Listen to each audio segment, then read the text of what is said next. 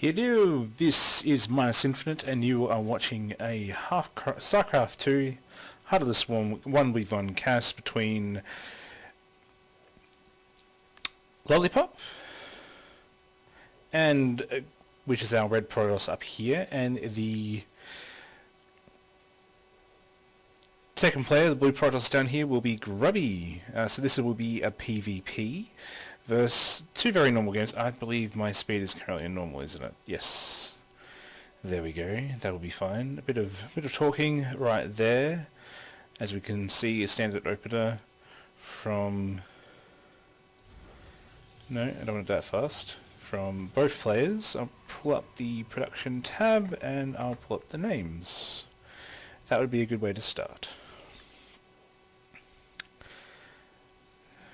So as this gets underway, this will be... I particularly found a nice website that had a few replays on there that have come out quite nicely, called drop.sc, which has a number of replays from people with some substantially highly classed and highly leveled players, or highly skilled players as they are. And so we'll see that gateway going down for both players. Standard openings for Protoss, because there's probably not much else to do on PvP, given that rush distance really doesn't matter once you get up to warp gate tech. Gas going down, relatively the same timing for these two players. Second gas going down for LoLiPoP, a lot earlier than you would normally see, depending what you're doing. Could be seeing some robotech or anything like that. A lot of probes coming out for both players, chrono boosting all the way there.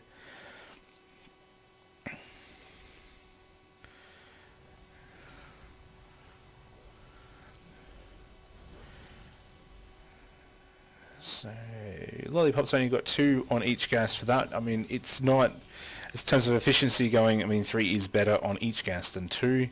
It doesn't actually beat 3 on 1, as you can see from the income rates. Yeah, they're about even now, because LoLiPoP now has his 3 on each. Second gateway coming up, second assimilator coming up for Grubby, as we see the scout heading out on the map.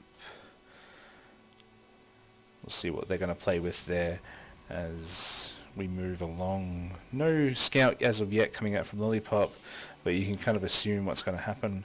And we'll just go back to down to the production thing. I haven't got quite used to shortcuts and everything like that, because this will be a rather fresh casting. I haven't done so in a while. Mothership core coming out for LoLiPoP, and Grubby will see that there. As you will see there, yes, he will.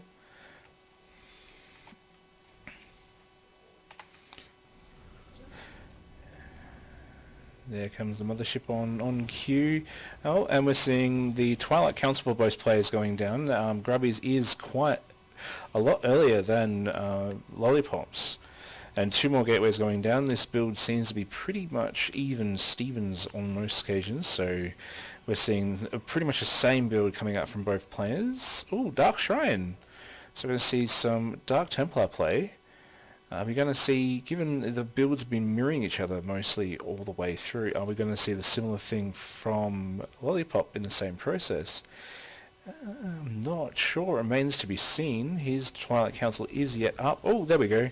Yes, we are seeing quite the same build. Grubby seems to have this a bit more down pat, or at least a bit thought out. Oh, Robots Facility was going to go down, missed it, or at least saved it, so he's got a bit more extra grash there, but the robot facility for LoLiPoP is coming up, so we should have those observers out to spot any of the DT play. Not that we've had any particular scouting from LoLiPoP. This seems to be all off the blind for what we're seeing the players going. And no expansions yet off any type of movement. We are seeing a bit of Grubby's forces move out to engage in the map. Forward pylon set up now. checking for the expansion to see if there is any. Forward pylons from LoLiPoP are going down as well, and we'll see what they come into play in doing in a moment. Well, here comes some Templars being warped in as well. Force field's not quite yet down. There goes the force field a tad little late. We're seeing a bit of skirmish here, going straight for that robotics facility, trying to deny that observer.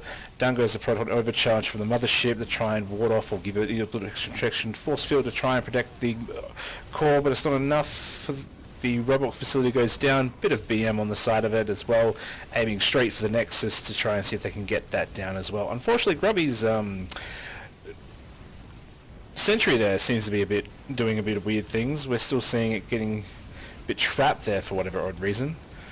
Bit of AI misskirmishes. We're seeing another Nexus go down for LoLiPoP in the bottom on the third, and his own DTs coming into Grubby's main. Grubby's bringing down a Forge as well.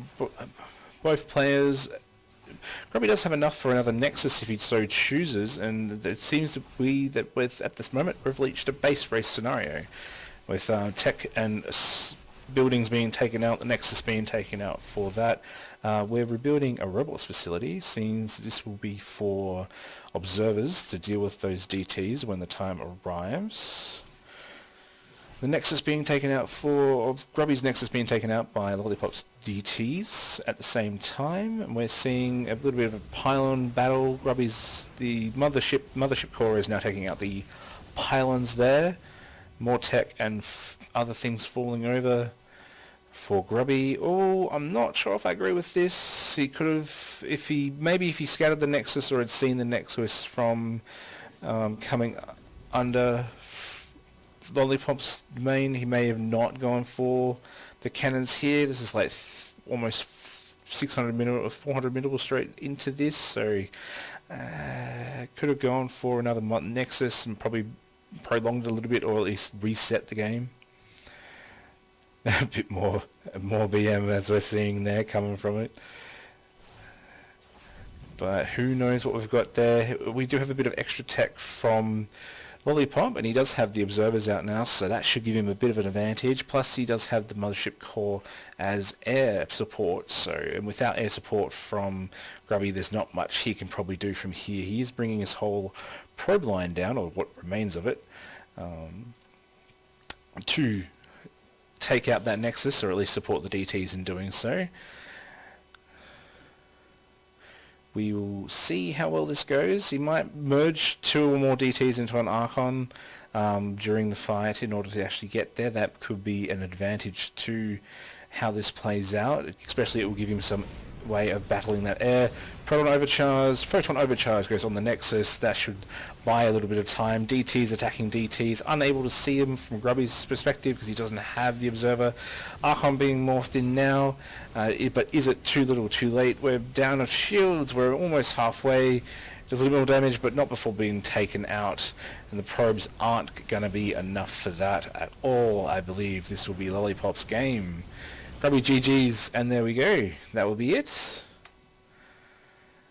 So that was a pretty hectic PvP, as we've seen there. Both players going for a Dark Shrine play and trying to get the game over as quickly as possible. Grubby's did go up for LoLiPop's, but unfortunately it didn't seem to be able to support him throughout the whole of the game. Without that mothership core, it seems like he was a bit of a detriment once the observer was up. But that will be it. This will be minusInfinite signing out. I hope you enjoyed, and that will be it.